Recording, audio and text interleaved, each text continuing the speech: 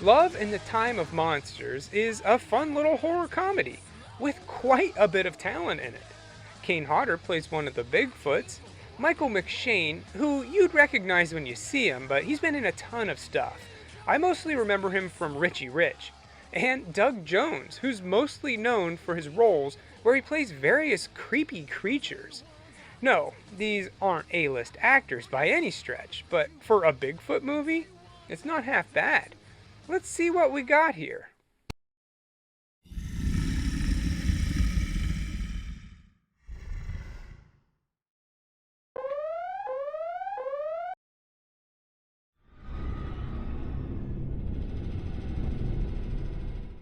It opens up with a family on vacation, stopping at a giant Paul Bunyan statue outside the Trees of Mystery in California. While the kids goof around and pose for a picture, they wiggle the axe loose, which comes down and kills their dad. Oops! This is actually based on a true story where... nah, I'm just kidding. What a way to go, though. Now, 15 years later, we see the two sisters, Marla and Carla, heading to Uncle Slavko's All-American Family Lodge. Not their real uncle, it's just the name of the lodge. On their way there, Marla throws a bottle out the window, which ends up hitting a guy out hunting Bigfoot. When the bottle hits him, he misses, and thankfully so, because it was just a guy in a suit. That's just one of the excursions that you can go on at this lodge, a Bigfoot hunt. So guys dress up like the monster and families can get a glimpse of it. The guy hunting him is Chester, a local who really is searching for the beast. But obviously they can't have him with a gun on a family resort, so he gets kicked out. Now we meet Agatha, the lady in charge at the lodge. It turns out that Carla knows Agatha from college, and Carla's fiancé, Johnny, also works there as one of the Bigfoots. So Carla set this all up to surprise him. Got all that? Well, it's all just set up for the main event. I got 2 words for you. Zombie Bigfoot. Well, not really. More like zombies in Bigfoot costumes. One of the guys wanders away to smoke a J, which he drops into the swamp and he falls in. He screams, which alerts the others who come running. A fight breaks out over who's going to take the blame for this guy's death, and they all end up in the water, which alters their DNA, turning them into bloodthirsty zombies. Back at the lodge, Marla is trying to hook up with a dude. Any dude. Pardon me, man. First, she works her magic on this guy, who calls himself the Big Kahuna. But he's really just another show for the families to watch. And also, he's gay, so she's barking up the wrong tree. Defeated, she starts talking to the bartender, Armando, and it doesn't take them long to be in the back making out. Meanwhile, we get to see the Bigfoot nature walk, which doesn't really go as planned. Come on, kids, let's go. We'll come back when they've actually rehearsed. Bigfoot attacks the guide, and they all fight for a bit, but really, it's no contest, and the others come in to finish him off.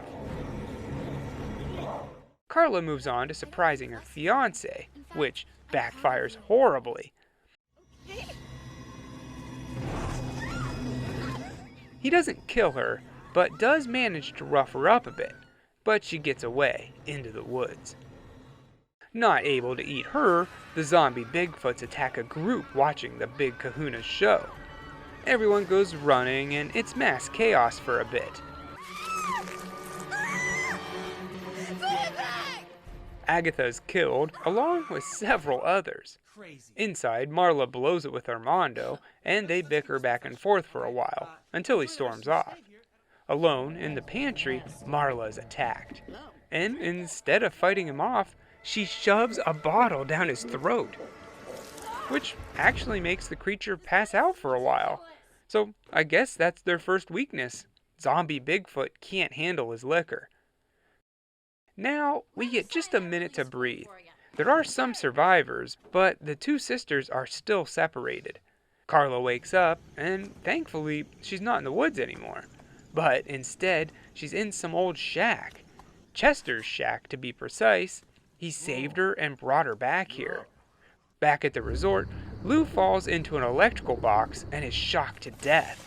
But because of his newfound power, it doesn't kill him, but instead gives him the power of electricity. That's not good. The resort owner, Slavko, calls 911 for some help, and they send out a squad car. But they don't do much. This guy Dan shows up at Chester's house. He's the only guy dressed as Bigfoot that didn't fall into the water, so he's still normal. He just wants to get home and forget about this night and his crappy job. But it turns out that Chester doesn't have a phone for him to call his ride, so it's back to the lodge they go.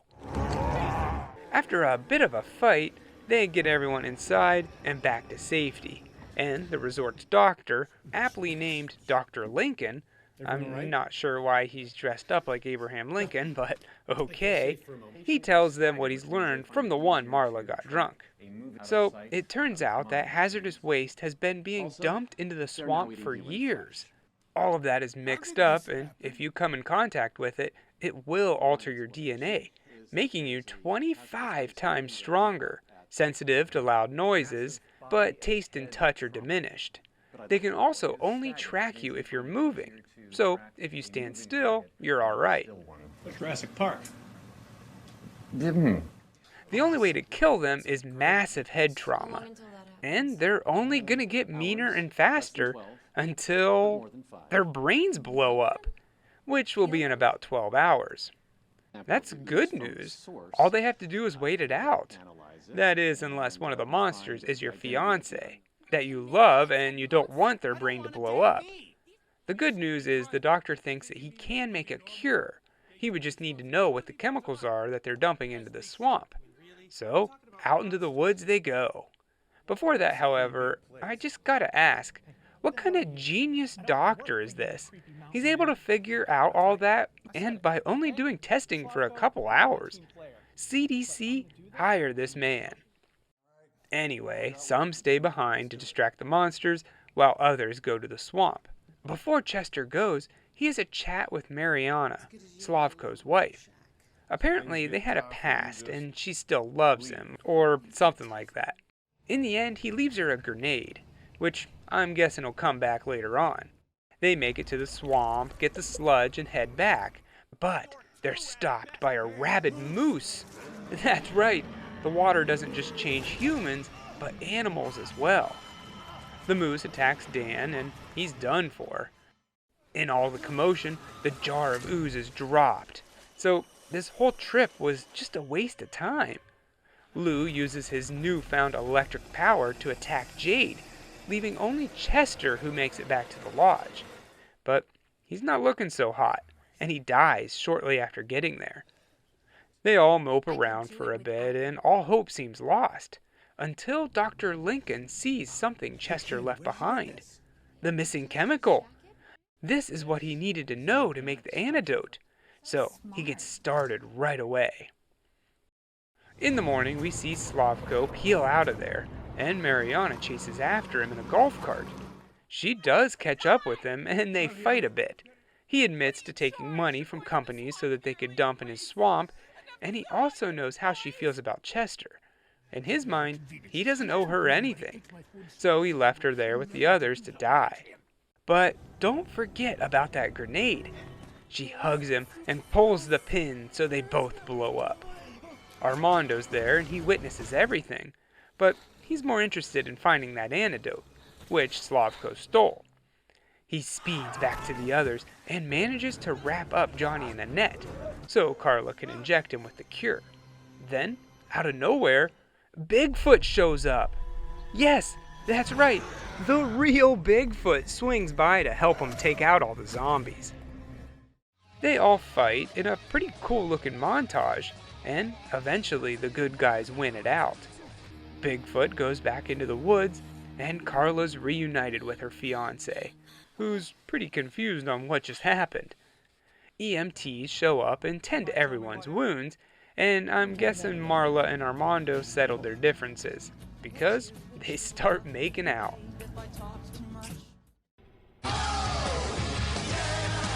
And that was Love in the Time of Monsters.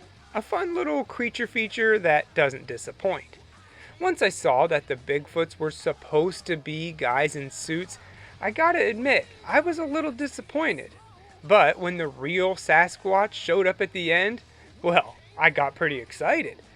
You didn't get to see him much, but hey, at least he was there. I can't really think of any jokes that fell flat. Heck, I even laughed out loud a few times, and the acting was fine throughout. I wouldn't say that this is a family-friendly movie by any means. There's too much gore and nudity for that.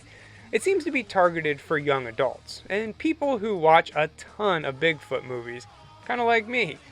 The plot isn't really anything special, similar to just about every other zombie movie out there ever, and some of the effects were lacking. Like when Lou was electrified, you could see all the electricity off of him and it looked kind of bad. And some of the animatronic rabid squirrels looked pretty stupid, but I think that they were meant to. I would say that this is an underrated creature feature gem, and I recommend it. I give Love in the Time of Monsters 3 Dr. Lincolns out of 4. Oh. Hello. How are you? Do you know what's been going on? I'm guessing not.